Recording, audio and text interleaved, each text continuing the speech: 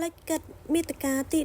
18បើគេពូកែហើយឆ្លាតជាងអ្នកនោះសូមយកគេមកប្រើមកនេះជាទ្រឹស្ដីមួយដែលគេមិនសូវយកចិត្តទុកដាក់ប៉ុន្មានឡើយ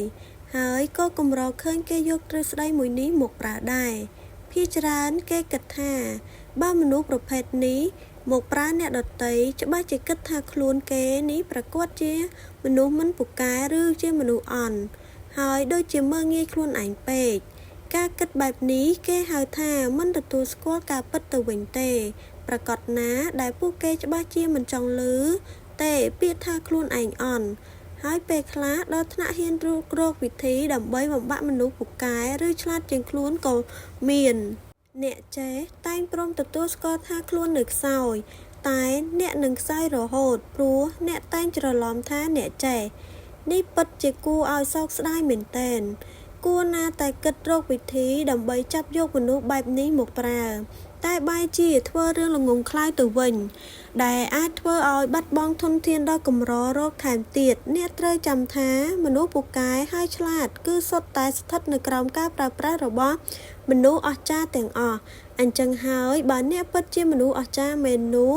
អ្នកគួរតែគិតរកវិធីណាមួយដើម្បីចាប់យក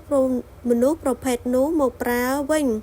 ទើបអាចក្លាយជាមនុស្សដ៏អស្ចារ្យពិតប្រាកដបន្ថែមពីនេះមនុស្សអស្ចារ្យគឺសុទ្ធតែជាមនុស្សដែលប្រើមនុស្សមានប្រសិទ្ធភាពបំផុតឬអាចនិយាយបានថាជាមនុស្សដែលប្រសពក្នុងការយកឈ្នះបេះដូងរបស់មនុស្សអ្នកខ្លះអាចធ្វើឲ្យមនុស្សទាំងនោះហ៊ានសម្លាប់ដើម្បីខ្លួនឯងទៀតផង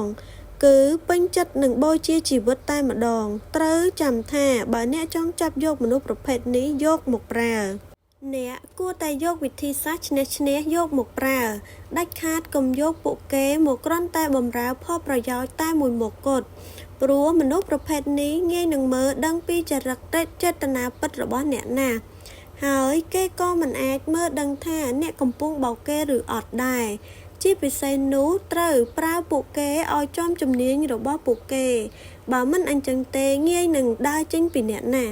ឧទាហរណ៍ដូចជាមនុស្សមួយក្រុមដឹកនាំប្រទេសធំមានមនុស្សជាច្រើនព្រមស៊ូស្លាប់ដើម្បីការពារពួកគេព្រោះថាពួកគេជាមនុស្សអស្ចារ្យនិងជាមនុស្សសំខាន់ទៀតផងដូចនេះហើយមិនខ្វះមនុស្សស្ម័គ្រចិត្តធ្វើការនិងស្លាប់ដើម្បីការពារពួកគេនោះទេតួយ៉ាងដូចជាលោក Bill Gates ដែលជាម្ចាស់ក្រុមហ៊ុន Microsoft និងជាមហាសេដ្ឋីពិភពលោកផងដែរនោះលោកជាមនុស្សម្នាក់ដែលអាចនិយាយបានថាជាមនុស្សអស្ចារ្យ